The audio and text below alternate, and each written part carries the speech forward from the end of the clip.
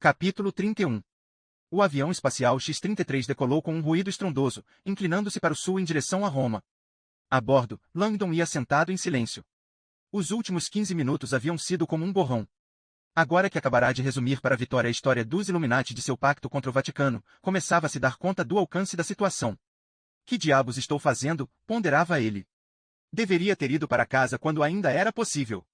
No fundo, porém, sabia que de fato não fora possível em nenhum momento. Seu bom senso recomendara em voz bem alta que voltasse para Boston. Ainda assim, a curiosidade acadêmica de alguma forma vetara a prudência. Tudo em que ele sempre acreditara sobre a extinção dos Illuminati assemelhava-se de uma hora para outra a uma brilhante impostura. Um dos lados de sua cabeça ansiava por obter provas, confirmação.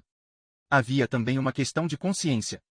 Com Kohler doente e Vitória sozinha, Langdon sabia que, caso os seus conhecimentos sobre os Illuminati pudessem ser de alguma ajuda, ele tinha a obrigação moral de estar ali. E havia mais a considerar. Embora tivesse vergonha de admitir, o horror inicial que sentirá ao saber onde estava a antimatéria referia-se não só ao perigo para as vidas humanas na cidade do Vaticano, mas também para algo mais. A arte. A maior coleção de arte do mundo encontrava-se naquele instante em cima de uma bomba-relógio. O Museu do Vaticano abrigava mais de 60.000 peças de valor incalculável em 1.407 salas, Michelangelo, Da Vinci, Bernini, Botticelli. Langdon ponderava sobre a possibilidade de tirar as peças de lá se fosse necessário. Mas sabia que seria impossível. Muitas eram esculturas que pesavam toneladas. Sem falar que alguns dos maiores tesouros eram arquiteturais, como a Capela Sistina, a Basílica de São Pedro, a famosa escadaria em espiral de Michelangelo que levava ao Museu Vaticano, testemunhos inestimáveis do gênio criativo do homem. Langdon tentou calcular quanto tempo restaria ao tubo de antimatéria. Obrigada por ter vindo, disse Vitória em voz baixa. Langdon emergiu de seu devaneio e virou o rosto para ela. Vitória estava sentada na poltrona do outro lado do corredor. Mesmo à luz fluorescente da cabine, havia uma aura de serenidade e domínio de si em torno dela, uma irradiação quase magnética de inteireza. Sua respiração tornara-se mais profunda, como se um lampejo de autopreservação se acendesse dentro dela, um desejo de justiça e de desforra, despertado por seu amor de filha. Ela não tivera tempo de trocar seu short e sua blusa sem mangas, e as pernas queimadas de sol estavam arrepiadas com o frio da cabine. Instintivamente, Langdon tirou o paletó e ofereceu-o a ela. Cavalheirismo americano? Ela aceitou, agradecendo silenciosamente com o olhar. O avião balançou com um pouco de turbulência e Langdon teve uma sensação de perigo. A cabine sem janelas pareceu-lhe apertada outra vez e ele tentou imaginar-se em um campo aberto. A ideia, percebia, era irônica. Fora em um campo aberto que tudo acontecerá. A escuridão esmagadora. Afastou a lembrança de sua mente. Velha história. Vitória observava. Acredita em Deus, Sr. Langdon? Ele não esperava aquele tipo de pergunta. A seriedade na voz de Vitória era ainda mais desconcertante do que a indagação. Se eu acredito em Deus? Esperava que pudessem conversar sobre um assunto mais leve para o tempo da viagem passar mais depressa. Um enigma espiritual, pensou Langdon.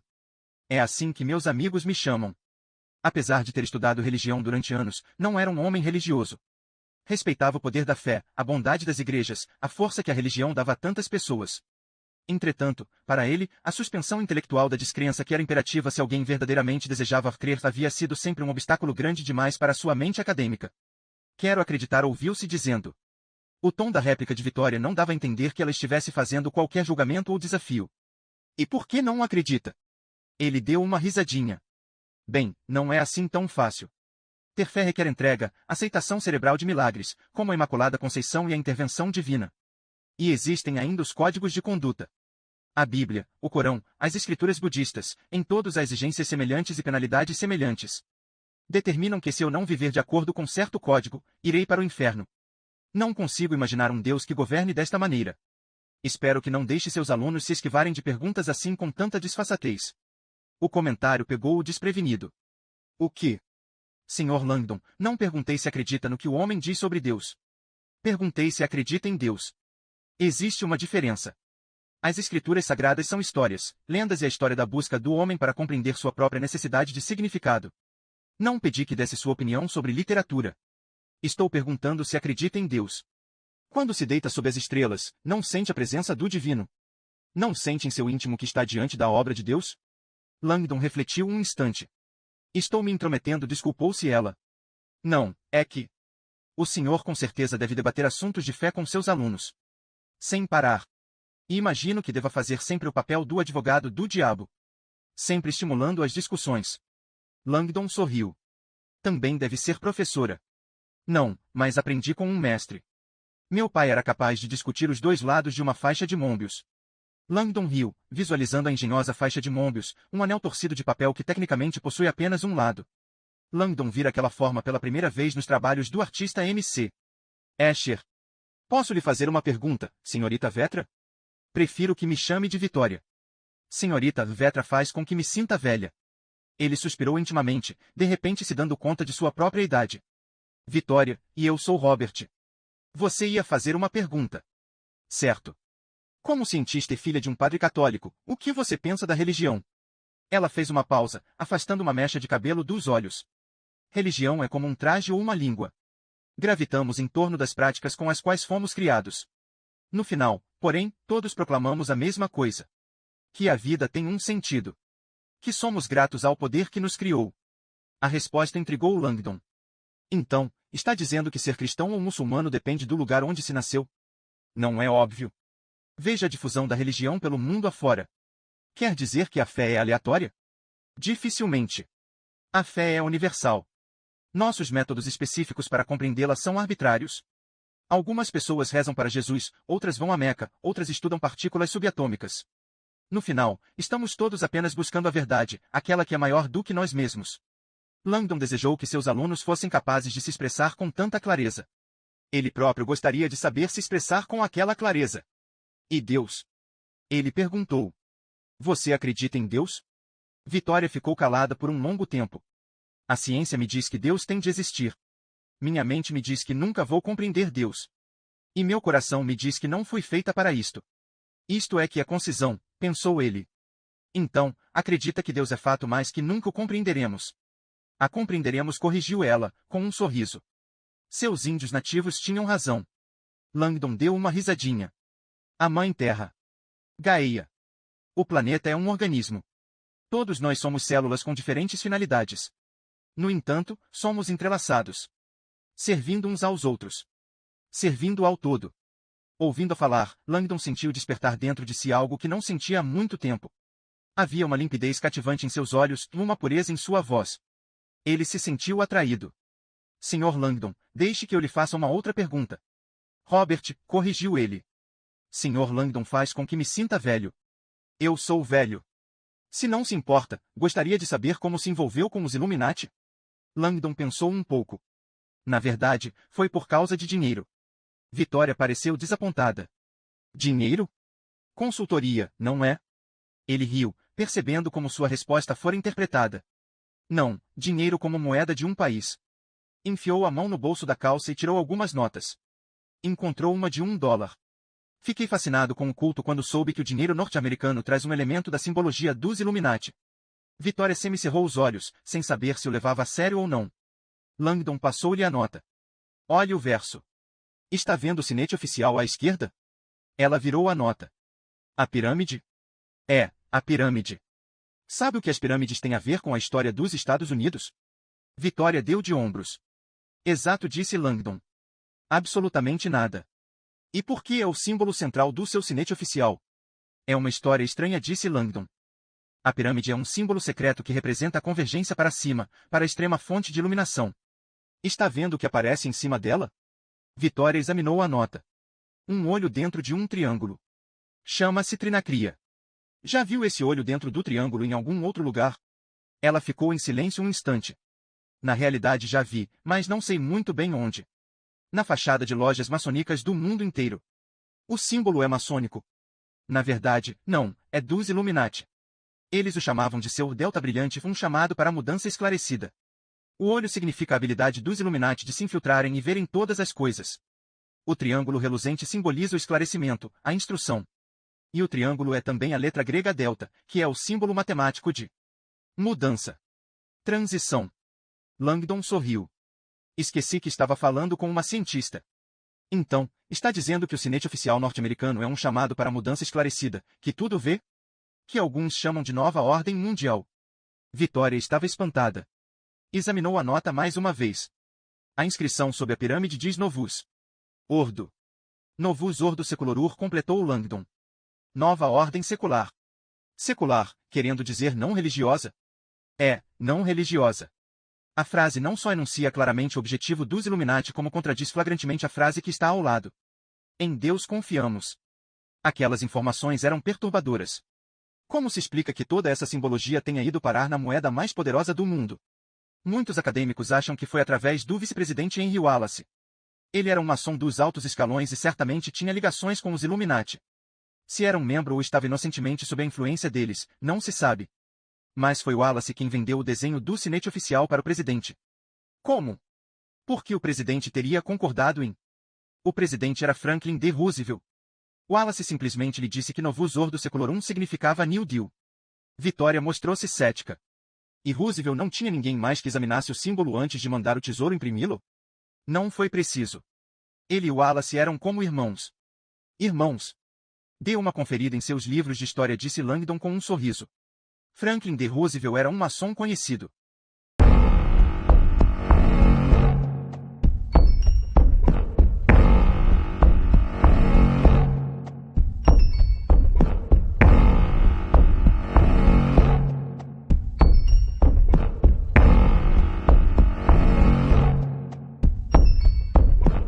Capítulo 32. Langdon prendeu a respiração enquanto o X-33 fazia uma descida em espiral na direção do Aeroporto Internacional Leonardo da Vinci. Vitória, sentada à sua frente, fechou os olhos, como se procurasse submeter a situação ao seu controle. A aeronave tocou o solo e taxiou para um hangar particular. Desculpem o voo lento, desculpou-se o piloto, saindo da cabine de comando. Tive de segurá-lo por causa dos regulamentos sobre ruído em áreas povoadas. Langdon verificou o relógio. O voo tinha levado 37 minutos. O piloto abriu a porta externa. Alguém pode me dizer o que está acontecendo? Nenhum dos dois respondeu. Ótimo, disse ele, alongando-se. Vou esperar na cabine de comando com o ar-condicionado e minha música. Só eu e Gart. Fora do hangar, o sol do fim de tarde ardia, intenso. Langdon carregava seu paletó de tweed pendurado no ombro. Vitória levantou o rosto para o sol e respirou fundo, como se a luz solar de alguma forma transferisse para ela uma energia revigorante e mística. Povos mediterrâneos, observou Langdon para si mesmo, já suando. Você está um pouco velho para desenhos animados, não acha? Perguntou Vitória, sem abrir os olhos. Como disse? Seu relógio de pulso. Vi lá dentro do avião. Langdon enrubesceu um pouco. Estava acostumado a ter de defender seu relógio. Era uma peça de coleção, um relógio do Mickey Mouse que lhe fora dado de presente na infância por seus pais. Apesar do ridículo dos braços esticados do Mickey indicando a hora, fora o único relógio de pulso que Langdon usará em toda a sua vida. À prova d'água e com um mostrador que brilhava no escuro, era perfeito para nadar e para andar à noite pelos caminhos sem iluminação da universidade. Quando seus alunos questionavam seu conceito de moda, ele respondia que usava aquele relógio para se lembrar diariamente que queria manter seu espírito jovem. São 6 horas, disse. Vitória balançou a cabeça, os olhos ainda fechados. Acho que nossa carona chegou. Langdon ouviu o zumbido distante e olhou para cima, com o coração apertado. Vindo do norte, um helicóptero se aproximava, voando baixo acima da pista de pouso. Langdon andara de helicóptero uma vez no Vale Palpandino para ver os desenhos de areia Nazca e não gostara nem um pouco. Uma caixa de patos voadora. Depois de passar a manhã voando em um avião espacial, contava que o Vaticano enviasse um carro para buscá-los. Tudo indicava que não seria o caso. O helicóptero reduziu a velocidade, pairou um instante e desceu na pista de pouso diante deles. Era branco e trazia na lateral um brasão pintado, 2 chaves mestras cruzadas sobre um escudo encimado pela mitra papal. Ele conhecia bem aquele símbolo. Era o brasão tradicional do Vaticano, o símbolo sagrado da Santa Sé, ou Santa Sede do governo, literalmente o antigo trono de São Pedro. O santo helicóptero, resmungou Langdon, acompanhando o pouso. Esquecera-se de que o Vaticano possuía um, usado para transportar o Papa para o aeroporto, para reuniões ou para seu castelo de verão em Gandolfo. Langdon decididamente teria preferido um carro. O piloto saltou e caminhou na direção deles pela pista. Agora era Vitória que parecia apreensiva. Esse é o nosso piloto? Langdon também ficou preocupado. Voar ou não voar, eis a questão. O piloto parecia estar vestido para um melodrama shakespeariano. Sua túnica bufante era listrada verticalmente de azul, vivo e dourado. Usava calças e polainas combinando. Estava calçado com sapatos rasos pretos que pareciam chinelos. Na cabeça, trazia uma boina preta de feltro. O uniforme tradicional da guarda suíça, explicou Langdon. Desenhado pelo próprio Michelangelo. Quando o homem se aproximou mais, Langdon estremeceu. E, admito, não foi um dos melhores trabalhos dele. A despeito do traje extravagante do homem, Langdon viu logo que ele não estava brincando. movia-se ao encontro deles com a mesma rigidez e dignidade de um fuzileiro naval norte-americano. Langdon lera muitas vezes sobre as rigorosas exigências para se fazer parte da elitista Guarda Suíça. Recrutados em um dos 4 cantões católicos da Suíça, os candidatos tinham de ser rapazes suíços natos com idade entre 19 e 30 anos, pelo menos 1,74 metros de altura, solteiros e treinados pelo exército suíço. Esse soberbo corpo militar era invejado por governos de todo o mundo por ser a mais fiel e mortífera força de segurança que existe. Vocês são do CERN? Perguntou o guarda, ao chegar diante deles. Sua voz era dura como aço. Sim, senhor, respondeu Langdon. Fizeram um tempo notável, disse ele, lançando um olhar intrigado para o X-33. Virou-se para Vitória. A senhora tem outra roupa para vestir? Como disse? Ele apontou para as pernas dela. Não é permitido entrar de calças curtas no Vaticano. Langdon olhou para as pernas de Vitória e fez uma careta. Esquecera daquilo. Na cidade do Vaticano era rigorosamente proibido ter as pernas à mostra acima do joelho, tanto para as mulheres quanto para os homens. A norma era uma forma de mostrar respeito pela santidade da cidade de Deus. Só tenho esta, ela disse. Saímos de lá com muita pressa. O guarda sacudiu a cabeça, aborrecido. Em seguida, dirigiu-se a Langdon. O senhor está carregando alguma arma? Arma. Pensou Langdon. Eu não trouxe nem uma muda de roupa de baixo. E negou com um gesto de cabeça. O oficial agachou-se aos pés de Langdon e começou a apalpá-lo por baixo, começando pelas meias. Rapaz confiante, pensou Langdon. As mãos fortes do guarda subiram pelas pernas de Langdon, chegando desconfortavelmente perto de sua virilha. Por fim, deslocaram-se para seu peito e ombros. Aparentemente satisfeito por nada ter encontrado, o guarda virou-se para Vitória. Correu os olhos pelo tronco e pelas pernas dela. Ela lhe lançou um olhar feroz. Nem pense nisso. O guarda encarou-a com uma expressão que claramente pretendia intimidá-la. Ela não cedeu. O que é isso? Disse o guarda, apontando para uma leve protuberância quadrada no bolso da frente do short dela. Vitória tirou do bolso um telefone celular ultrafino. O guarda pegou-o, ligou-o, aguardou o sinal de linha e, tendo verificado que o aparelho não passava realmente de um telefone, devolveu-o a ela. Dê uma volta, por favor, disse o guarda. Vitória obedeceu, levantando os braços e girando o corpo 360 graus. O guarda examinou-a com cuidado. Langdon já observara que a blusa e o short justos de Vitória não mostravam nenhuma saliência onde não deveriam. Parecia que o guarda chegará à mesma conclusão. Obrigado. Venham, por favor. O helicóptero da Guarda Suíça funcionava em ponto morto quando Vitória e Langdon se aproximaram dele. Vitória embarcou primeiro, como uma frequentadora habitual, mal se curvando ao passar por baixo das pás em movimento. Langdon parou um instante. Nenhuma possibilidade de irmos de carro? Gritou, meio brincando, para o guarda suíço, que se acomodava no banco do piloto. O homem nem respondeu. Com os motoristas loucos de Roma, Langdon sabia que, de qualquer maneira, voar seria provavelmente mais seguro. Respirou fundo e embarcou, depois de ter o cuidado de se abaixar bem para passar sobre os rotores. Enquanto o guarda preparava a decolagem, Vitória perguntou: já localizaram o tubo?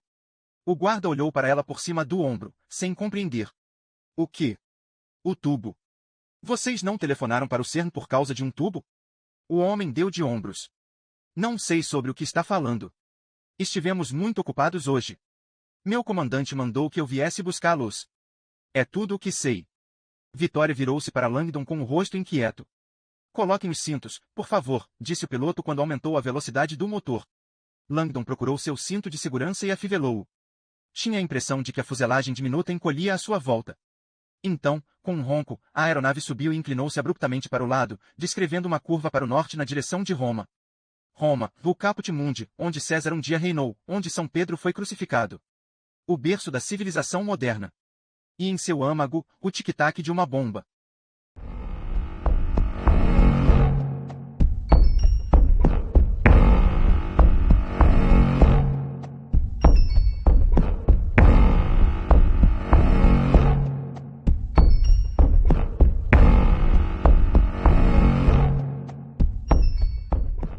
Capítulo 33. Roma vista de cima é um labirinto, um emaranhado indecifrável de antigas estradas serpenteando em volta de prédios, fontes e ruínas. O helicóptero do Vaticano voava abaixo no céu rumo a noroeste através da camada permanente de fumaça produzida pelos congestionamentos da cidade. Langdon via as bicicletas motorizadas, os ônibus de turismo e o enxame de miniaturas de Fiat Sedan contornando apressados os entroncamentos rotatórios espalhando-se em todas as direções. Koyaanisqatsi, pensou ele, lembrando o termo hop que significa vida desequilibrada. Vitória mantinha-se em silenciosa determinação no assento ao lado dele. O helicóptero inclinou-se fortemente para o lado. Com um vazio no estômago, Langdon procurou fixar os olhos em pontos mais distantes. E encontrou as ruínas do Coliseu Romano. Ele sempre considerará o Coliseu uma das maiores ironias da história. Hoje um símbolo consagrado do desenvolvimento da cultura e da civilização humana, o estádio fora construído para exibir séculos de eventos bárbaros, leões famintos despedaçando prisioneiros, exércitos de escravos combatendo-se até a morte, estupros coletivos de mulheres exóticas capturadas em terras remotas, assim como decapitações e castrações públicas. Era também irônico, na opinião dele, ou talvez apropriado, que a estrutura arquitetônica do Coliseu tivesse servido de modelo para o Soldier Field de Harvard, o estádio de futebol onde as antigas tradições de selvageria eram reencenadas todos os outonos, com fãs enlouquecidos clamando por sangue quando Harvard enfrentava Yale. Olhando para o norte, Langdon avistou o Fórum Romano, o coração da Roma pré-cristã. As colunas em ruínas pareciam lápides de túmulos caídas em um cemitério que de alguma forma conseguirá não ser engolido pela metrópole que o rodeava. A oeste, a ampla bacia do rio Tibre desenhava enormes arcos através da cidade. Mesmo de cima, dava para notar que o rio era fundo. As torrentes revoltas eram escuras, cheias de sedimentos e espuma causados por fortes chuvas. Bem à nossa frente, disse o piloto, subindo mais. Langdon e Vitória olharam para fora e viram. Como uma montanha rompendo a bruma, o domo colossal erguia-se diante deles, a Basílica de São Pedro. Nisso aí, por exemplo, disse Langdon para Vitória, Michelangelo saiu-se muito bem. Langdon nunca vira a basílica de cima. A fachada de mármore resplandecia ao sol da tarde. Adornado com 140 estátuas de santos, mártires e anjos, o hercúleo edifício tinha a mesma largura de 2 campos de futebol e o comprimento assombroso de 6. O descomunal interior da basílica tinha capacidade para abrigar mais de 60.000 devotos, 100 vezes mais que a população da cidade do Vaticano, o menor país do mundo. Por inacreditável que fosse, nem mesmo uma cidadela dessa magnitude conseguia fazer a Piazza à sua frente parecer menor. Uma vastidão de granito, a Praça de São Pedro era um extenso espaço aberto no congestionamento de Roma, como um central parque clássico. Diante da basílica, contornando o grande espaço aberto, 284 colunas espalhavam-se em 4 arcos concêntricos cujos tamanhos iam diminuindo, um trompe alivio arquitetural utilizado para intensificar a impressão de grandiosidade da Piazza. Contemplando aquele magnífico santuário, Langdon imaginou o que São Pedro pensaria se estivesse ali. O santo morrera de modo horripilante, crucificado de cabeça para baixo naquele mesmo local. Hoje, repousava na mais sagrada das tumbas, muitos metros abaixo do solo, diretamente sob a cúpula central da basílica. A cidade do Vaticano, disse o piloto, num tom de voz que poderia ser tudo, menos hospitaleiro. Altos bastiões de pedra elevavam-se adiante, fortificações impenetráveis cercando o complexo de construções, uma estranha defesa terrena para um mundo espiritual de segredos, poder e mistério. Veja! Disse Vitória de repente, agarrando o braço de Langdon. Ela apontou, veemente, para a Praça de São Pedro logo abaixo deles. Langdon aproximou o rosto da janela para enxergar melhor. Ali adiante, indicou ela. A parte de trás da piazza parecia um estacionamento, lotada com uns 10 trailers. No teto dos trailers, imensas antenas parabólicas estavam viradas para o céu, todas elas exibindo nomes conhecidos, televisor europeia Video Italia BBC United Press International. Ocorreu a Langdon que a notícia sobre a antimatéria já pudesse ter vazado. Vitória ficou tensa. Por que a imprensa está aqui? O que está havendo? O piloto virou a cabeça e lançou-lhe um olhar estranho. O que está havendo? Então, não sabe? Não, ela respondeu depressa, o sotaque soando rouco e forte. 2 conclavo, disse. As portas vão ser lacradas dentro de 1 hora. O mundo inteiro está acompanhando. 2 conclavo. A palavra reverberou por um longo instante nos ouvidos de Langdon antes da sensação de ter um tijolo caindo na boca de seu estômago. 2 conclavo. O conclave do Vaticano. Como esquecera daquilo? A notícia estivera nos jornais recentemente. 15 dias antes, o Papa falecera, depois de um pontificado tremendamente popular de 12 anos. Todos os jornais do mundo haviam contado a história do derrame fatal que acometera o Papa durante o sono, morte repentina e inesperada que muitos consideravam suspeita. Agora, porém, mantendo a tradição sagrada, 15 dias depois da morte de um Papa, o Vaticano realizava 2 conclavo, a cerimônia em que os 165 cardeais do mundo, os homens mais poderosos da cristandade, reuniam-se na cidade do Vaticano para eleger o novo pontífice. Todos os cardeais do planeta estão aqui hoje, Langdon refletiu enquanto o helicóptero passava por cima da Basílica de São Pedro. O vasto mundo interior da cidade do Vaticano estendia-se abaixo deles. Toda a estrutura de poder da Igreja Católica Romana está em cima de uma bomba relógio.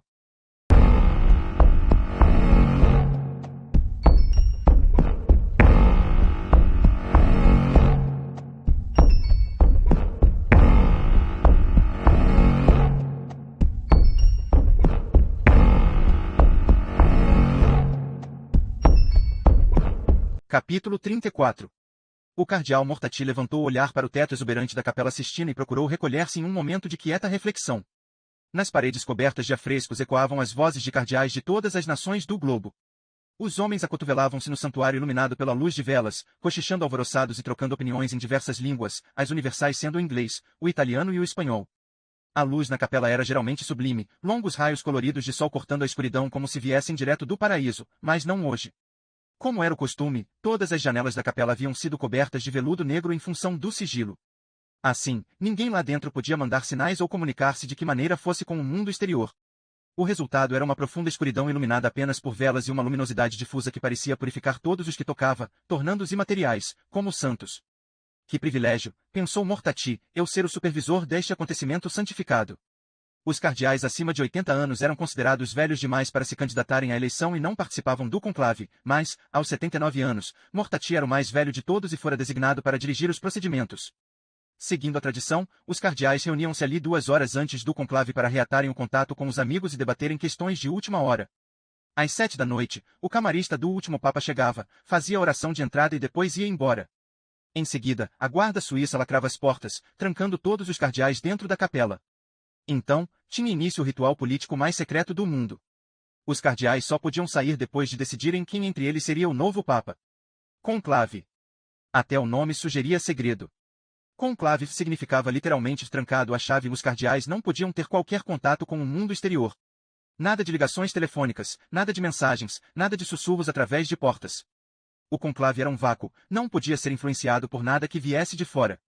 Para garantir que os cardeais tivessem solum de prae oculis, somente Deus diante dos olhos.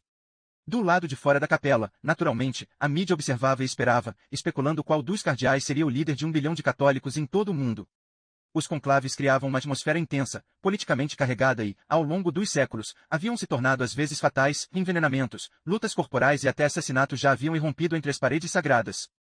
História antiga, pensou Mortati. O conclave daquela noite seria marcado pela união, pela bem-aventurança e, acima de tudo, seria breve. Pelo menos, fora o que pensara. Agora, todavia, surgira um transtorno inesperado. Inexplicavelmente 4 cardeais estavam ausentes da capela.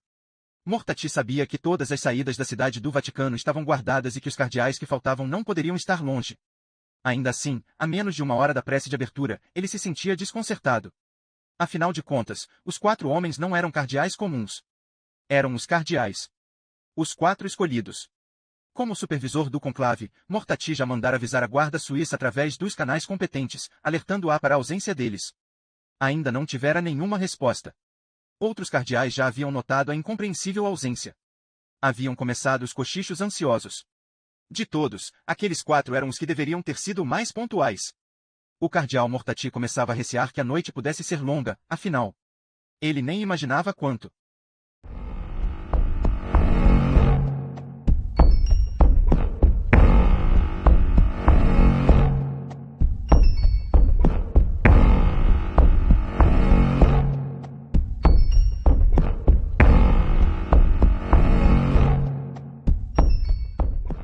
Capítulo 35.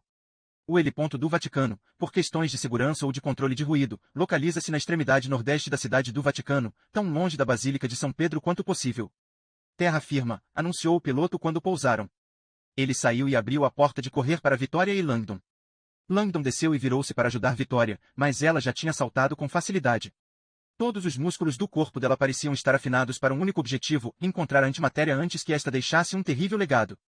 Depois de estender um painel refletor para proteger o vidro da cabine de comando contra o sol, o piloto conduziu-os para um carrinho elétrico de golfe que aguardava ali perto. O carrinho, silencioso e rápido, levou-os ao longo da fronteira oeste do Vaticano, um baluarte de cimento de 15 metros de altura, grosso o bastante para resistir até mesmo à investida de tanques. Enfileirados na parte interna do muro, postados em intervalos de 50 metros, os guardas suíços mantinham-se atentos, vigilantes. O carrinho dobrou à direita e saiu na Via del Osservatorio. Havia placas de sinalização apontando para todas as direções. Palácio Governatorial, Colégio Etiopiana, Basílica San Pietro, Capela Sistina. Aceleraram pela rua bem cuidada e passaram por uma construção atarracada onde havia uma placa com os dizeres Rádio Vaticana. Langdon deu-se conta de que dali vinha a programação de rádio mais ouvida do planeta, a que espalhava a palavra de Deus para milhões de ouvintes no mundo inteiro. Attenzione, disse o piloto, dobrando abruptamente em um entroncamento rotatório. Enquanto o carro circulava, Langdon mal podia crer na vista que se apresentava diante deles. Giardini Vaticani, pensou. O coração da cidade do Vaticano. Bem à frente, encontrava-se a parte dos fundos da Basílica de São Pedro, que muita gente jamais vira. À direita erguia-se o Palácio do Tribunal, a opulenta residência papal cuja decoração barroca rivalizava apenas com Versailles. O prédio do governatorato, de aparência severa, estava agora atrás deles e abrigava a administração da cidade do Vaticano. E, mais além, à esquerda, estava o maciço edifício retangular do Museu Vaticano. Langdon sabia que não haveria tempo para visitar nenhum museu naquela viagem. Onde estão todos? Perguntou Vitória, observando os gramados e calçadas desertos. O guarda conferiu seu cronógrafo preto, de estilo militar, um curioso anacronismo sob sua manga bufante. Os cardeais estão reunidos na Capela Sistina.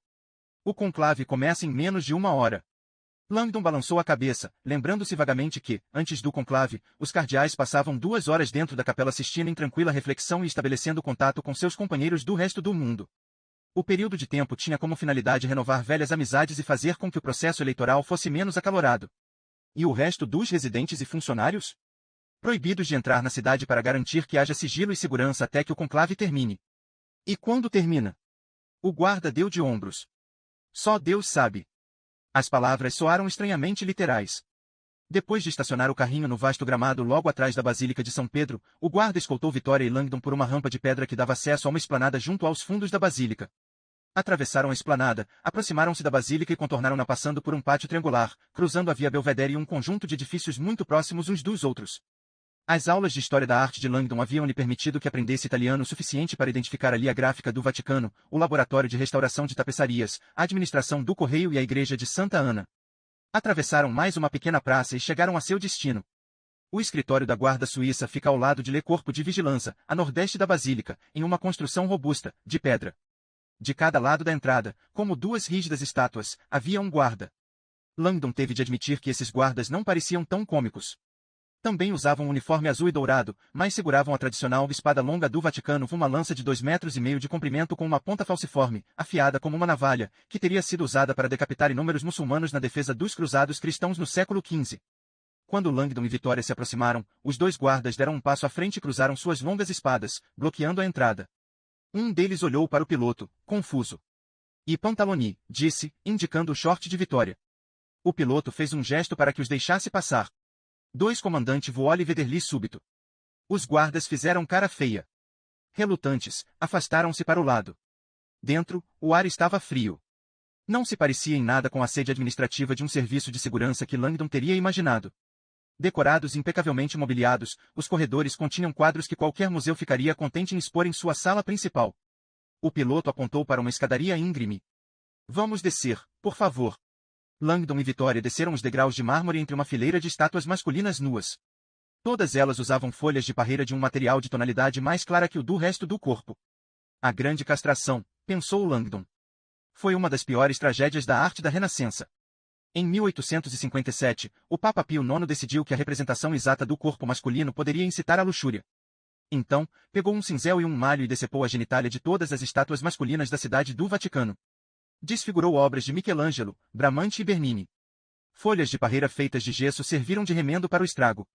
Langdon muitas vezes imaginara se não haveria um enorme caixote cheio de pênis em algum lugar. "Aqui", anunciou o guarda. Haviam chegado ao pé da escada, que só dava acesso a uma pesada porta de aço. O guarda digitou um código de entrada e a porta correu, abrindo-se. Os 2 entraram. Lá dentro reinava o caos absoluto.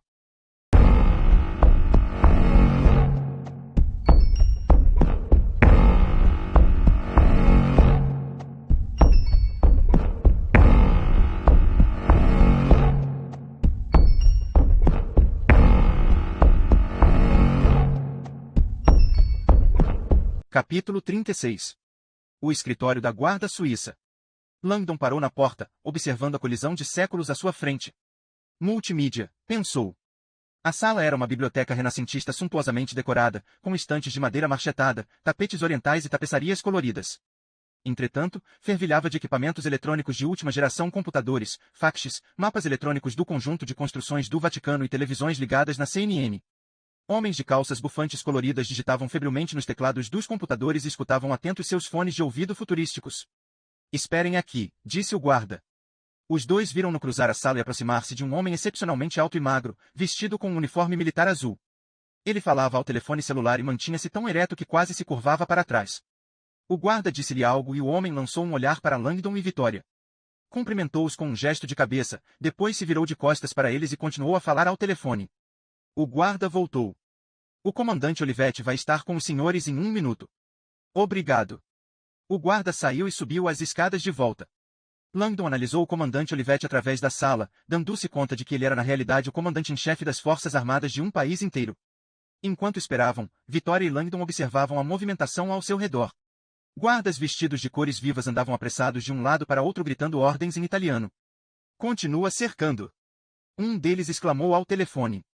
Probasti il museo? Perguntava outro. Langdon não precisava falar italiano fluente para verificar que o centro de segurança estava naquele momento intensamente empenhado em procurar alguma coisa. Essa era a boa notícia. A má era que obviamente ainda não haviam encontrado a antimatéria. Você está bem? Ele perguntou a Vitória. Ela deu de ombros, com um sorriso cansado. Quando o comandante finalmente desligou o telefone e veio na direção deles, deu a impressão de crescer a cada passo. O próprio Langdon era alto e não estava acostumado a levantar a cabeça para falar com as pessoas, mas a estatura do comandante Olivetti exigia isso. Langdon percebeu de imediato que aquele homem já passará por várias tempestades, por seu rosto duro e vigoroso. Tinha o cabelo escuro em um corte rente de estilo militar e seus olhos ardiam com a rígida determinação que só se adquire depois de anos de muito treinamento. Movimentava-se com uma precisão enérgica, um pequeno fone discretamente colocado atrás da orelha fazendo com que se parecesse mais com um membro do serviço secreto norte-americano do que da guarda suíça. Falou-lhes em inglês com sotaque. A voz era espantosamente baixa para um homem tão grande, ele quase sussurrava. Mas era cortante, e ele falava com uma contida eficiência militar. Boa tarde, disse. Sou o comandante Olivetti, comandante principal da guarda suíça. Fui eu quem telefonou para seu diretor. Obrigada por nos receber, senhor, disse Vitória, o rosto levantado para ele. O comandante não disse mais nada. Fez sinal para que o seguissem e conduziu-os através do labirinto de máquinas para uma porta na parede lateral da sala. Entrem, disse, segurando a porta para eles. Os dois entraram e viram-se na penumbra de uma sala de controle, onde, em uma parede cheia de monitores de vídeo, sucediam-se devagar imagens em preto e branco do conjunto de edifícios. Um jovem guarda estava sentado observando as imagens com atenção. Fuori, disse Olivetti. O guarda pegou suas coisas e saiu. Olivetti encaminhou-se para uma das telas e apontou para ela. Depois, virou-se para seus visitantes. Esta imagem é de uma câmera remota escondida em algum ponto da cidade do Vaticano. Gostaria de uma explicação. Langdon e Vitória prenderam a respiração ao mesmo tempo. A imagem era categórica. Não havia qualquer dúvida. Tratava-se do tubo de antimatéria do CERN. Dentro dele, a ameaça de uma reluzente gotícula suspensa no ar, iluminada pelo piscar ritmado do mostrador eletrônico do relógio digital. De modo sinistro, a área em torno do tubo estava quase por completo às escuras, como se a antimatéria estivesse dentro de um armário ou de um quarto sem iluminação. No alto da tela aparecia um texto, ao vivo, câmera 86. Vitória verificou o tempo restante no indicador do tubo. Menos de 6 horas, murmurou para Langdon, o rosto tenso. Langdon olhou para o relógio. Então, temos até que ele parou de falar, um nó apertando-lhe o estômago. Meia-noite, completou Vitória, com um ar abatido. Meia-noite, pensou Langdon. Um toque dramático. Pelo jeito, quem roubara o tubo na noite anterior calculara o tempo com perfeição. Veio-lhe um mau pressentimento ao lembrar que estava exatamente na área de explosão de uma bomba. O cochichar de Olivetti soava agora mais como o sibilar de uma cobra. Esse objeto pertence à sua empresa? Vitória concordou com um gesto. Sim, senhor. Foi roubado de lá. Contém uma substância extremamente combustível chamada antimatéria. Olivetti não se mostrou abalado. Estou bem familiarizado com materiais incendiários, senhorita. Nunca ouvi falar de antimatéria. É uma nova tecnologia. Precisamos localizá-la imediatamente ou evacuar a cidade do Vaticano. Olivetti fechou os olhos devagar e reabriu-os, como se focalizando de novo em Vitória pudesse mudar o que acabará de ouvir. Evacuar? Tem noção do que está havendo aqui esta noite? Sim, senhor. E as vidas de seus cardeais estão em perigo. Temos cerca de 6 horas. Já obteve algum progresso na localização do tubo? Olivetti sacudiu a cabeça. Nem começamos a procurar. Vitória quase engasgou. O quê? Mas escutamos nitidamente seus guardas falando sobre procurar, sim, interrompeu Olivetti, mas não o seu tubo. Meus homens estão procurando outra coisa que não lhes diz respeito. A voz de Vitória chegou a falhar. Vocês ainda nem começaram a procurar esse tubo? As pupilas de Olivetti pareceram recuar para dentro de sua cabeça. Ficou com a aparência impassível de um inseto. Senhorita Vetra, não é? Deixe-me explicar-lhe algo. O diretor de sua empresa recusou-se a me fornecer qualquer detalhe ao telefone sobre esse objeto, a não ser para me dizer que eu precisava encontrá-lo imediatamente. Estamos bastante ocupados aqui e não posso me dar ao luxo de destacar efetivo para uma situação sem apurar alguns fatos. Só existe um fato relevante neste momento, senhor, disse Vitória. Dentro de 6 horas aquele aparelho vai desintegrar todos estes prédios. Olivetti ficou imóvel. Senhorita Vetra, há uma coisa que precisa saber, disse ele, num tom de voz meio condescendente. Apesar da aparência arcaica da cidade do Vaticano, cada uma das entradas, tanto as públicas como as particulares, está equipada com os sensores mais avançados que se conhece. Se alguém tentar entrar com qualquer tipo de dispositivo incendiário, isto será detectado no mesmo instante. Temos scanners de isótopos radioativos, filtros olfatórios projetados pelo DEA, Drug Enforcement Administration, a agência norte-americana de combate ao narcotráfico, para detectar o mais tênue vestígio químico de combustíveis e toxinas. Também usamos os mais avançados detectores de metais e scanners de raios-x disponíveis. Excelente, disse Vitória, com a mesma frieza de Olivetti. Infelizmente, a antimatéria não é radioativa, sua assinatura química é de hidrogênio puro e o tubo é feito de plástico. Nenhum desses aparelhos a teria detectado. Mas o dispositivo tem uma fonte de energia, disse Olivetti, apontando para o mostrador luminoso que piscava.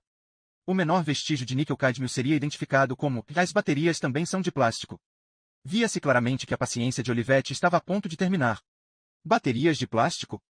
Eletrólito de gel polímero com teflon. Olivetti inclinou-se para ela, como se quisesse acentuar a diferença de altura entre ambos. Signorina, o Vaticano é alvo de dezenas de ameaças de bomba por mês. Sou eu pessoalmente quem treina toda a guarda suíça em moderna tecnologia de explosivos. Sei muito bem que não existe substância neste mundo tão poderosa assim para fazer o que está dizendo, a não ser que esteja se referindo a uma ogiva nuclear com um núcleo de combustível do tamanho de uma bola de beisebol. Vitória fulminou-o com o olhar. A natureza tem muitos mistérios ainda por revelar. Olivetti inclinou-se mais para ela. Posso perguntar quem exatamente é a senhorita? Qual é a sua função no CERN? Sou membro sênior da equipe de pesquisas e fui designada para ser o contato com o Vaticano nesta crise. Desculpe minha indelicadeza, mas, se está de fato uma crise, por que estou lidando com a senhorita e não com seu diretor? E o que pretende com o desrespeito de entrar no Vaticano com essa roupa? Langdon deu um gemido.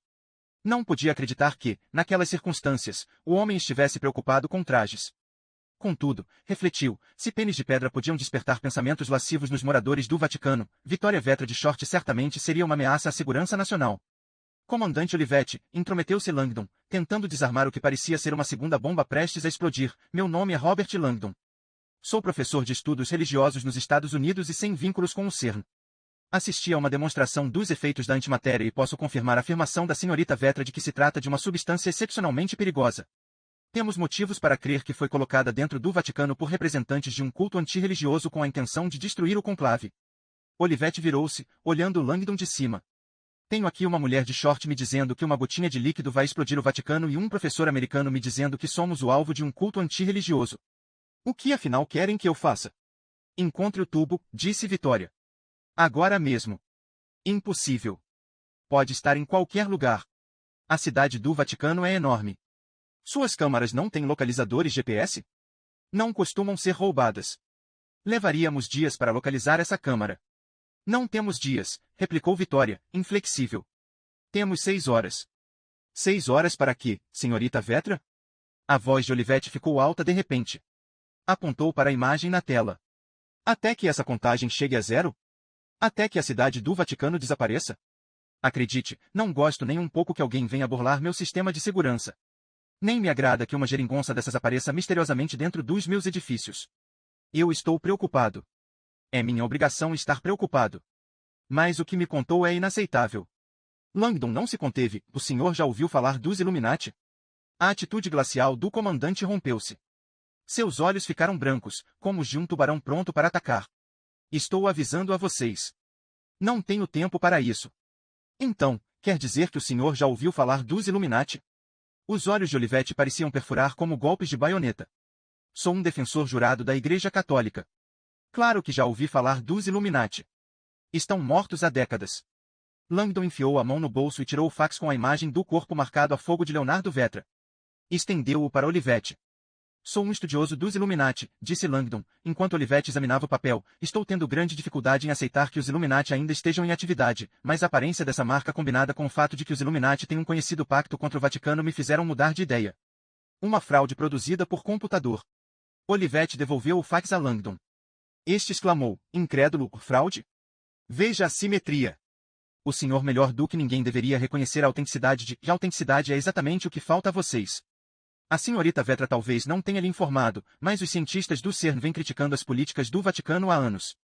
Eles regularmente nos encaminham pedidos de retratação da teoria criacionista, de desculpas formais a Galileu e Copérnico e repelem nossas críticas a pesquisas perigosas ou imorais.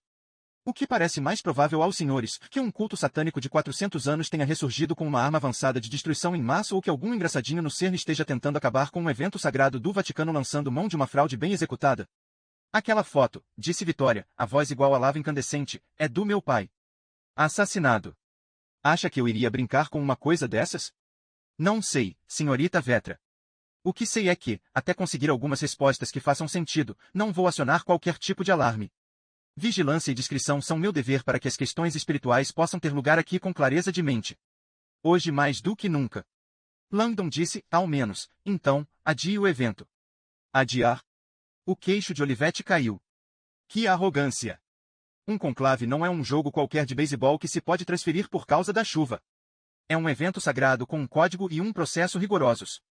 Não faz mal que 1 bilhão de católicos estejam esperando por um líder. Não faz mal que a imprensa mundial esteja lá fora. O protocolo deste evento é sagrado, não está sujeito a modificações. Desde 1179, os conclaves sobreviveram a terremotos, fome e até à peste. Acreditem, não vai ser cancelado por causa de um cientista morto e de uma gotinha de sabe-se lá o quê. Leve-me à pessoa encarregada, exigiu Vitória. Olivetti lançou-lhe um olhar furibundo. Está diante dela. Não, disse ela, alguém do clero. As veias na testa de Olivetti começaram a crescer. O clero se foi. Com exceção da guarda suíça, só quem está presente no momento é o colégio dos cardeais. E eles estão no interior da Capela Sistina. E quanto ao camarista do Papa? Perguntou Langdon, incisivo. Quem? O camarista do último Papa. Ele repetiu a palavra, seguro de si, rezando para que a memória o tivesse ajudado. Lembrou-se de ter lido certa vez sobre a curiosa delegação de autoridade que se seguia à morte de um Papa. Se estivesse correto, no período entre papas, o poder autônomo completo transferia-se temporariamente para o assistente pessoal do Papa anterior, seu camarista ou camareiro, um secretário que supervisionava o conclave até que os cardeais escolhessem um novo Santo Padre. Creio que o camarista é a pessoa encarregada no momento. E o camerlengo? Disse Olivetti. O camerlengo é só um padre aqui. Nem cônego ele é. Era o criado do último Papa. Mas ele está aqui. E o senhor responde a ele. Olivetti cruzou os braços. Senhor Langdon, é verdade que as regras do Vaticano determinam que o camerlengo assuma a superintendência durante o conclave, mas é apenas porque a sua inelegibilidade para o papado garante uma eleição imparcial.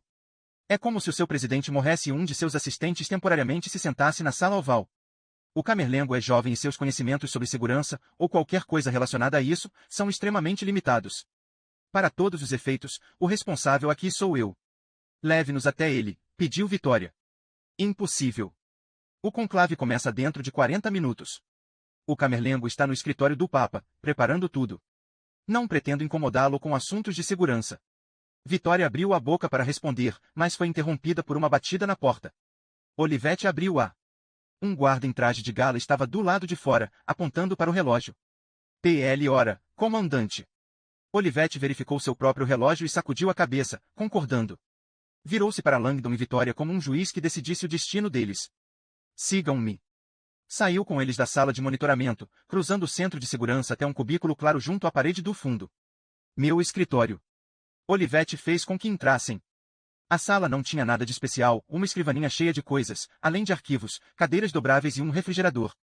Volto em 10 minutos. Sugiro que aproveitem o tempo para decidir como querem agir. Vitória girou nos calcanhares. Não pode sair assim. Aquele tubo é, não tenho tempo para isso agora, Olivetti estava agitado.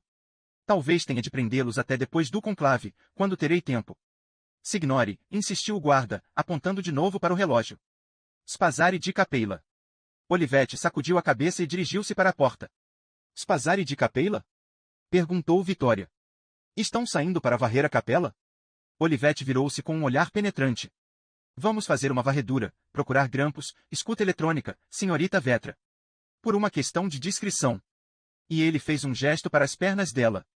Embora eu não espere que a senhorita compreenda o que quer dizer isto. E bateu a porta, sacudindo o vidro pesado. Com um movimento ligeiro, fez aparecer uma chave, colocou-a na fechadura e girou-a. Uma tranca pesada encaixou-se no lugar. Idiota! Gritou Vitória. Não pode nos prender aqui. Através do vidro, Langdon viu Olivette dizer alguma coisa para um guarda. A sentinela concordou. Quando Olivette saiu da sala, o guarda veio e ficou de frente para eles do outro lado do vidro, os braços cruzados, uma arma pendurada no quadril, bem à vista. Perfeito, pensou Langdon, simplesmente perfeito.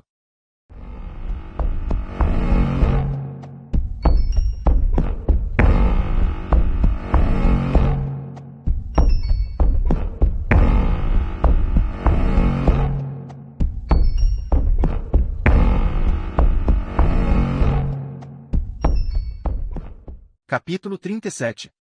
Vitória fulminou com o olhar o guarda suíço do outro lado da porta trancada do escritório de Olivette. O guarda devolveu-lhe o olhar fulminante, o uniforme colorido em desacordo com seu ar ameaçador. Che fiasco, pensou Vitória. Mantida presa por um homem armado vestido de pijamas. Langdon calara-se e Vitória esperava que ele estivesse usando seu cérebro de Harvard para achar um jeito de escapulirem dali. Pela cara dele, porém, tinha a impressão de que estava mais em estado de choque do que entregue a pensamentos.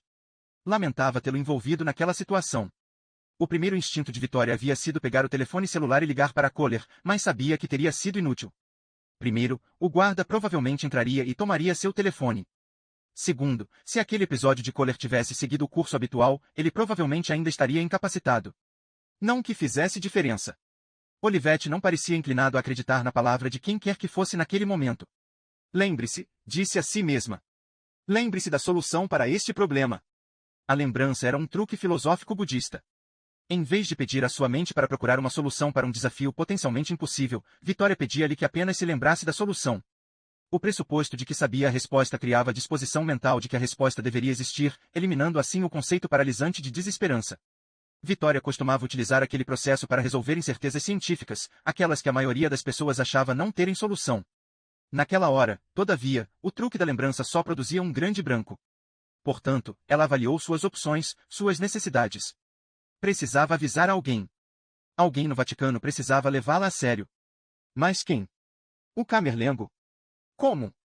Ela estava dentro de uma caixa de vidro com uma única porta de saída. Ferramentas, disse consigo. Sempre existem ferramentas. Reavalie seu ambiente. Instintivamente, ela abaixou os ombros, relaxou o rosto e respirou fundo 3 vezes. Sentiu seu ritmo cardíaco diminuir e seus músculos se descontraírem. O pânico caótico em sua mente dissipou-se. Muito bem, pensou, deixe a mente livre. O que há de positivo nesta situação? Quais são minhas vantagens? A mente analítica de Vitória Vetra, tendo se acalmado, tornava-se uma força poderosa. Em segundos, ela verificou que o fato de estarem encarcerados constituía na verdade a chave de sua fuga daquele lugar.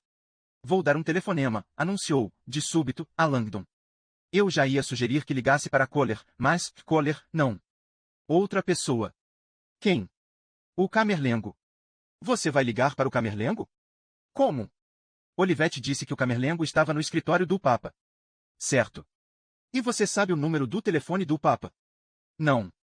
Mas não é do meu telefone que vou ligar. E fez um sinal na direção de um sofisticado sistema de telefonia na mesa de Olivette. Havia uma porção de botões de descagem direta. O chefe da segurança deve ter uma linha direta para o escritório do Papa. E também temos um halterofilista com uma arma plantado a 2 metros daqui. E nós estamos trancados aqui dentro. Eu já tinha notado. Quero dizer é que o guarda não pode entrar. Este é o escritório particular de Olivette. Duvido que alguém mais tenha a chave. Langdon deu uma espiada no guarda. O vidro é bem fino e a arma é bem grande. E o que ele vai fazer? Atirar em mim porque estou usando o telefone? Sabe-se lá.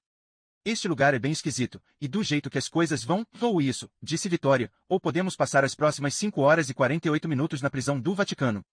Pelo menos, vamos assistir de camarote quando a antimatéria explodir. Langdon empalideceu. O guarda vai chamar Olivette assim que você pegar aquele telefone. Além disso, há uns 20 botões ali. E não estou vendo nenhuma identificação. Vai tentar todos eles e torcer para acertar de primeira? Não, disse ela, dirigindo-se para o telefone. Só vou tentar um. Vitória pegou o fone e apertou o primeiro botão. Número 1. Aposto um daqueles dólares dos Illuminati que você tem no bolso que este é o botão do escritório do Papa.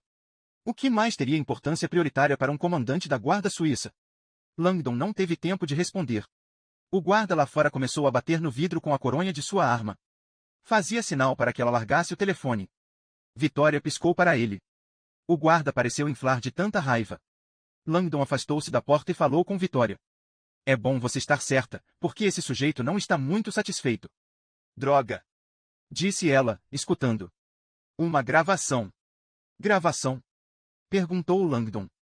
O Papa tem secretária eletrônica? Não era o escritório do Papa, disse Vitória, desligando. Era o maldito cardápio semanal da Intendência do Vaticano. Langdon deu um sorriso amarelo para o guarda lá fora, que agora estava com uma cara furiosa, comunicando-se com Olivetti pelo walkie-talkie.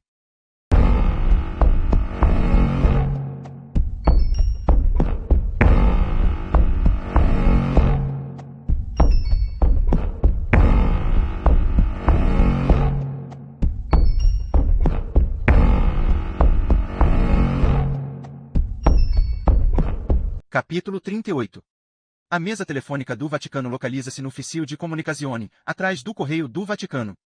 Fica em uma sala relativamente pequena contendo um equipamento Corelco 141 de 8 linhas. O departamento atende a 2.000 ligações por dia, a maioria encaminhada automaticamente para o sistema gravado de informações.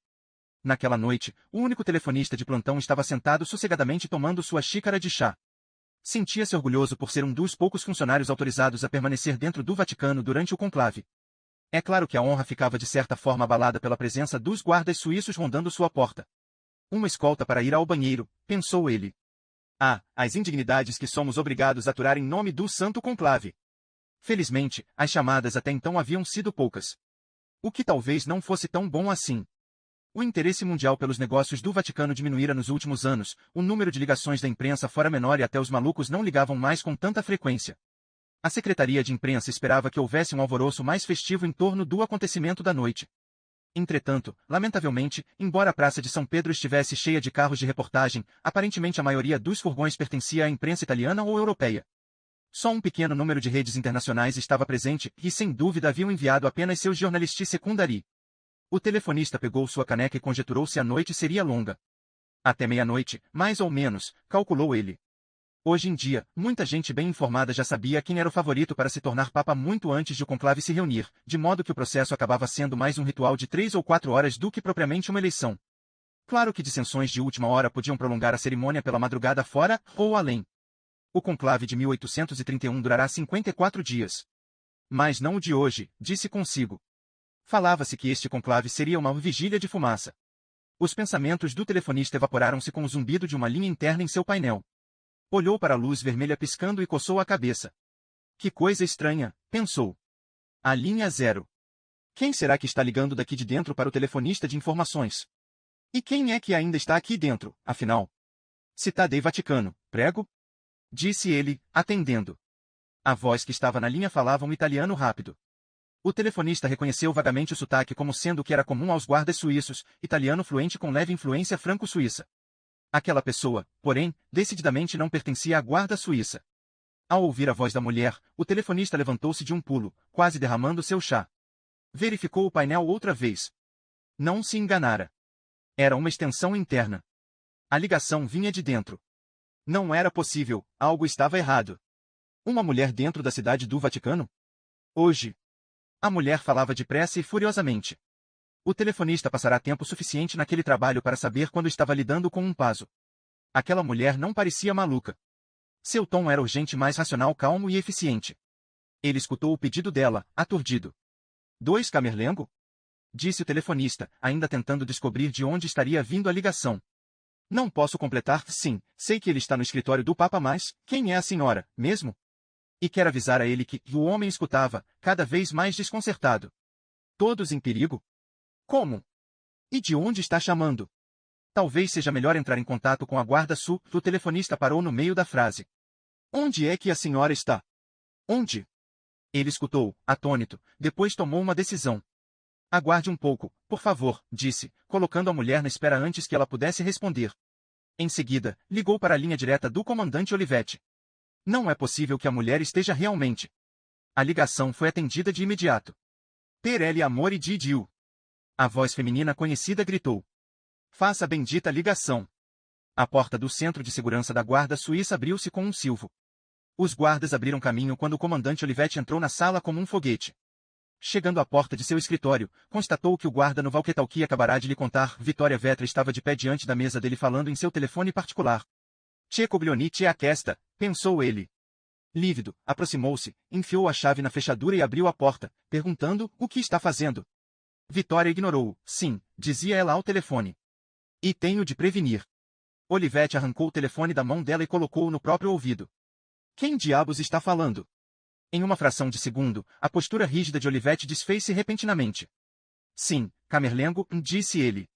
Correto, Signore, que mais questões de segurança exigem? Claro que não, e estou mantendo-a aqui com certeza, mas, ele escutou. Sim, senhor, disse, afinal. Vou subir com eles imediatamente.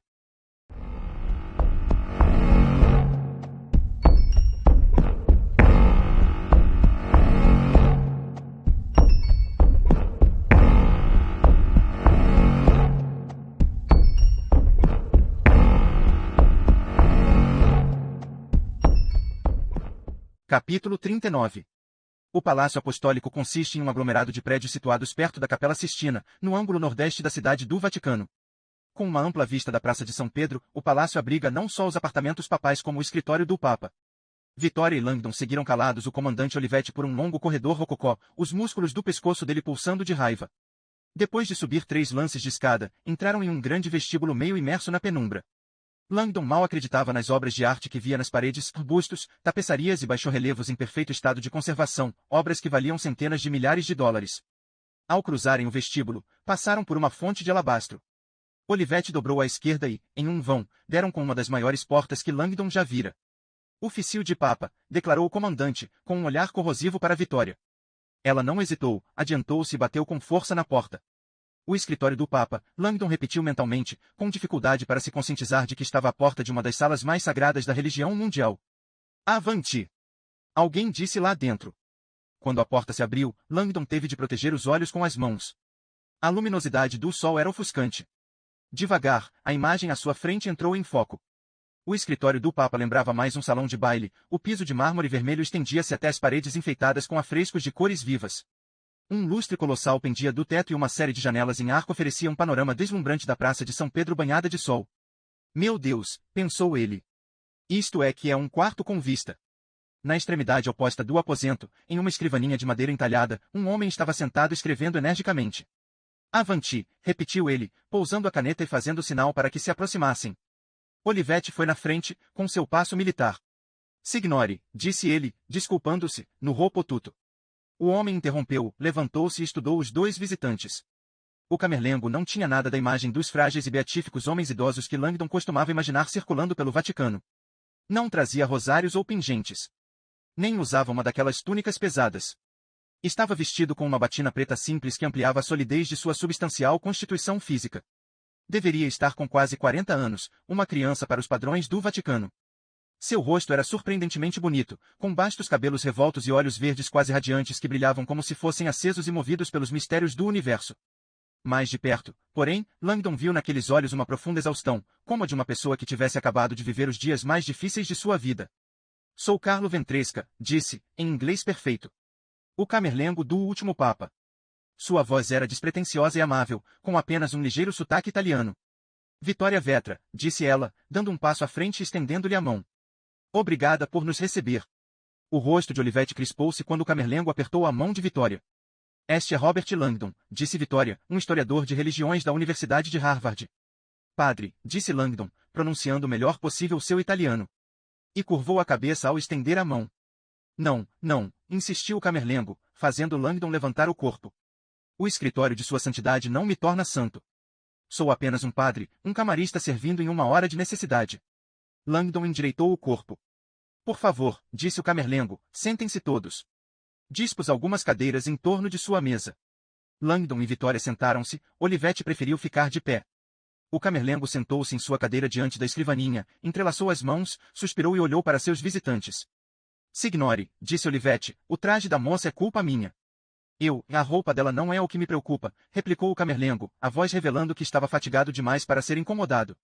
Quando o telefonista do Vaticano liga para mim meia hora antes do início do conclave e diz que uma mulher está telefonando da sua sala particular para me alertar sobre uma grande ameaça à segurança sobre a qual não fui informado, isso sim me preocupa. Olivetti permaneceu rígido, as costas arqueadas como se fosse um soldado passando por intensa inspeção. Langdon estava hipnotizado pela presença do camerlengo. Mesmo sendo moço e estando tão cansado, o padre tinha um quê de herói mítico, irradiando carisma e autoridade. Signore, falou Olivetti, em tom de desculpas mas ainda inflexível, não devia se preocupar com questões de segurança. O senhor tem outras responsabilidades. Sei muito bem de minhas outras responsabilidades. Também sei que, como diretor intermediário, sou responsável pela segurança e bem-estar de todos os que participam deste conclave. O que está havendo aqui? A situação está sob controle. Não parece. Padre, interrompeu Langdon, tirando do bolso o fax amassado e estendendo para o camerlengo, por favor. O comandante Olivetti adiantou-se, tentando intervir. Padre, por favor, não perturbe seus pensamentos com... O camerlengo pegou o fax, ignorando Olivetti por alguns momentos. Olhou a imagem de Leonardo Vetra morto e prendeu a respiração, estupefato. O que é isto? É meu pai, disse Vitória, a voz trêmula. Era um padre e um homem de ciência. Foi assassinado na noite passada. O rosto do camerlengo suavizou-se no mesmo instante. Levantou os olhos para ela. Minha filha, sinto muito. Fez o sinal da cruz e olhou de novo para o fax, sua expressão revelando ondas sucessivas de repulsa.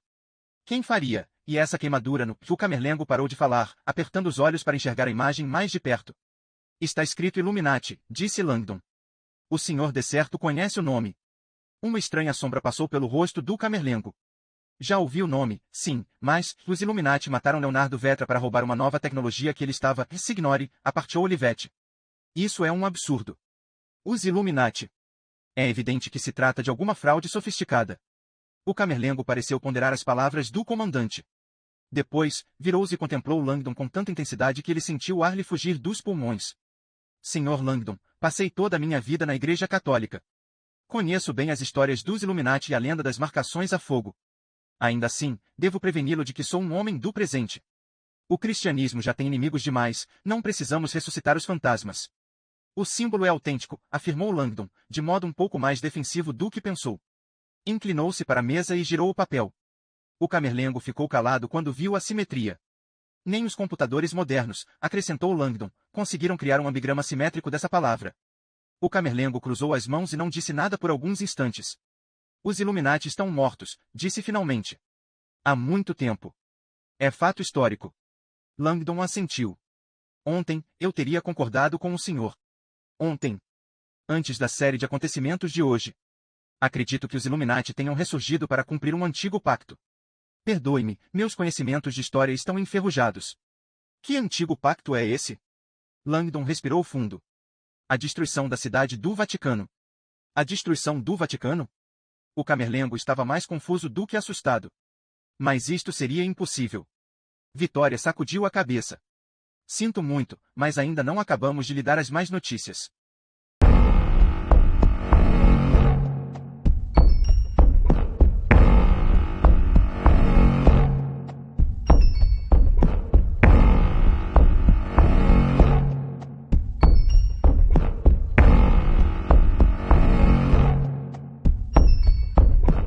Capítulo 40. Isso é verdade? Indagou o camerlengo, olhando espantado de Vitória para Olivetti. Signore, garantiu Olivetti, admito que haja um certo dispositivo aqui no Vaticano. Está visível em um de nossos monitores de segurança, mas, quanto ao poder que a senhorita Vetra afirma que essa substância tem, não posso de maneira alguma... Espere aí, disse o camerlengo. Vocês conseguem ver essa coisa? Sim, signore. Na câmera sem fio 86. E por que não foram buscá-la? O camerlengo agora falava zangado. Muito difícil, signore, Olivetti explicou a situação, muito empinado. O camerlengo escutava e Vitória notou a sua preocupação crescente. Tem certeza de que está dentro do Vaticano? Perguntou ele. Alguém pode ter levado a câmera para fora e estar transmitindo de outro lugar.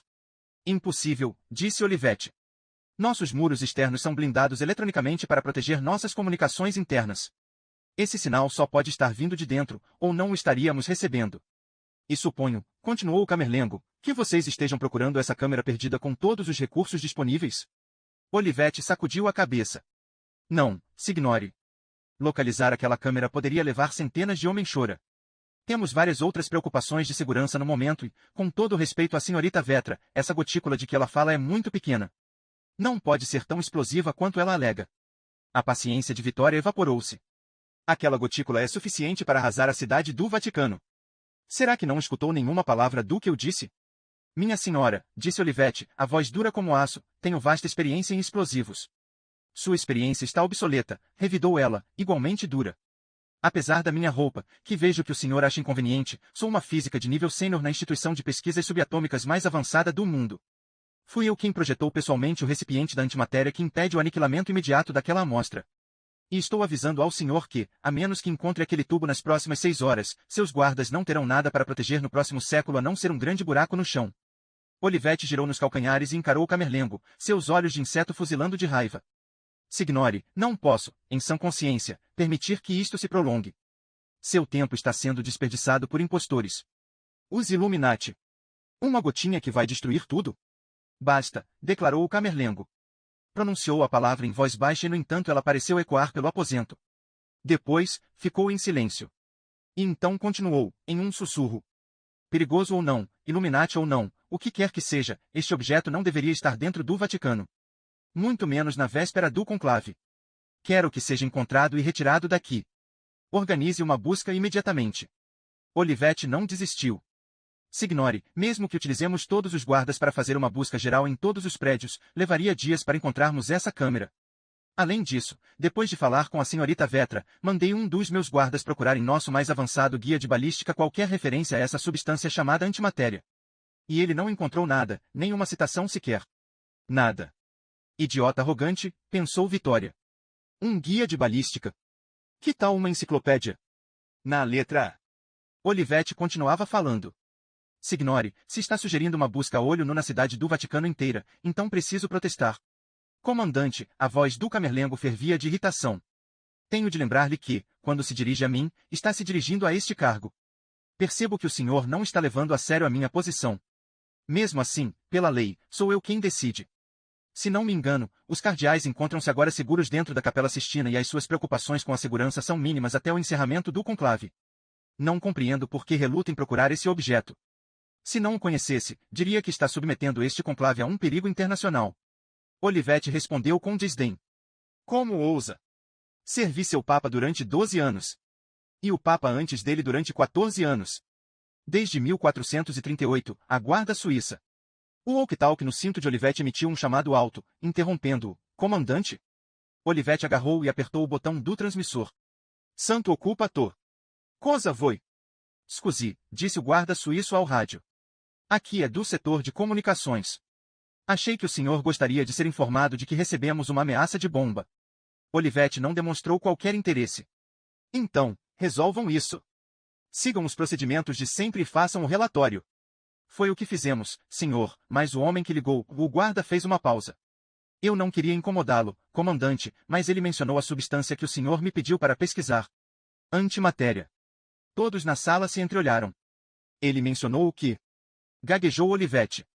Antimatéria, senhor. Enquanto seguíamos a rotina, fiz mais umas pesquisas a respeito. As informações sobre a antimatéria são, e bem, para falar a verdade, são bem preocupantes. Mas você disse que não havia nenhuma referência a ela no guia de balística. Encontrei referências na internet. Aleluia, pensou Vitória. A substância parece ser bastante explosiva, disse o guarda. É difícil de acreditar que esta informação é correta, mas aqui diz que a antimatéria carrega aproximadamente 100 vezes mais carga útil do que uma ogiva nuclear. Olivetti curvou os ombros. Era como assistir a uma montanha desmoronando. A sensação de triunfo de Vitória dissipou-se ao ver a expressão de horror no rosto do Camerlengo. Vocês rastrearam a chamada? Disse Olivetti, a voz trêmula. Não conseguimos. Veio de um celular criptografado. As linhas estão embaralhadas, portanto a triangulação é impossível. A assinatura digital indica que ele está em algum ponto de Roma, mas não há realmente nenhuma forma de rastreá-lo. Ele fez alguma exigência? Disse Olivetti, em voz baixa. Não, senhor. Só avisou que há antimatéria escondida dentro dos prédios do Vaticano. Pareceu surpreso por não sabermos. Perguntou se eu ainda não a tinha visto, o senhor perguntou sobre a antimatéria, por isso decidi comunicar-lhe. Fez muito bem, disse Olivetti. Vou descer em 1 minuto. Avise imediatamente se ele ligar de novo. Houve um momento de silêncio no walkie-talkie. A pessoa ainda está na linha, senhor. Olivetti ficou com a aparência de alguém que acabou de ser eletrocutado. O quê? A linha está aberta? Sim, senhor. Faz 10 minutos que estamos tentando rastreá-la sem conseguir. Ele deve saber que não podemos encontrá-lo porque se recusa a desligar enquanto não falar com o Camerlengo. Transfira a ligação para cá, ordenou o Camerlengo. Agora. Olivetti virou-se para ele. Padre, não. Um guarda suíço seria muito mais indicado como negociador para lidar com isso. Agora. Olivetti deu a ordem. Logo depois, o telefone na mesa do Camerlengo Ventresca começou a tocar. O religioso apertou o botão do viva voz.